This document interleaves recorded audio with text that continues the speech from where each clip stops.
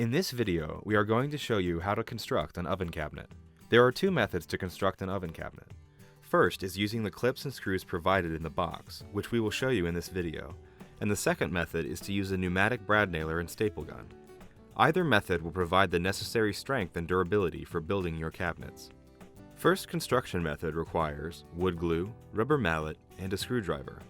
Second construction method requires wood glue, rubber mallet, pneumatic brad nailer with 1-inch 18-gauge brads, pneumatic staple gun with 1-inch 18-gauge staples, and a screwdriver. To start, remove all contents from the cabinet box. For the oven cabinet, it may be best to have another person help during the assembly. Start by placing the drawer box front face down on your working area. Place a bead of wood glue in all the female dovetail joints. Next, take a side panel and tap the dovetail joints together.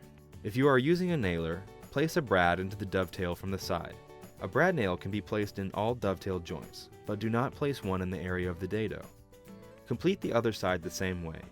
Once the sides have been assembled, slide the bottom bore into the dado. Finally, install the back of the drawer box. If you are using a nailer, place a brad in the back panel of the drawer box down into the side panel. The drawer is now complete. Repeat these steps to complete the other drawers and place them off to the side. Next, install the hinges on the doors. Once complete, place them off to the side. Before starting the cabinet box construction, insert clips on the side panels. The side panels have 3 locations for clips. After installing the side panel clips, place panels off to the side. Now, moving on to the cabinet construction, place the face frame of the cabinet face down on your working area. The cabinet face frame has pre-drilled dados on all 4 sides to attach the cabinet panels. Now, locate your clips and using the silver flush mount screws, attach them to the face frame in the designated areas. Then, place a bead of wood glue in the 4 grooves of the face frame. Next, place a side panel with stained or painted side out. Ensure the side panel is flush with the bottom of the face frame and that the dados align. Now, use the clips that you pre-installed to attach the side panel to the face frame. If you are using a pneumatic staple gun to fasten the 2 pieces together, place a staple every 4 to 5 inches. Continue on and complete the other side the same way. After the 2 sides are constructed, place the top and bottom panels in the dado between the 2 sides. Ensure the panels are seated into the face frame dado. Use the clips you installed earlier to fasten the panel to the face frame, but do not fasten to the side panels until the back panel is installed.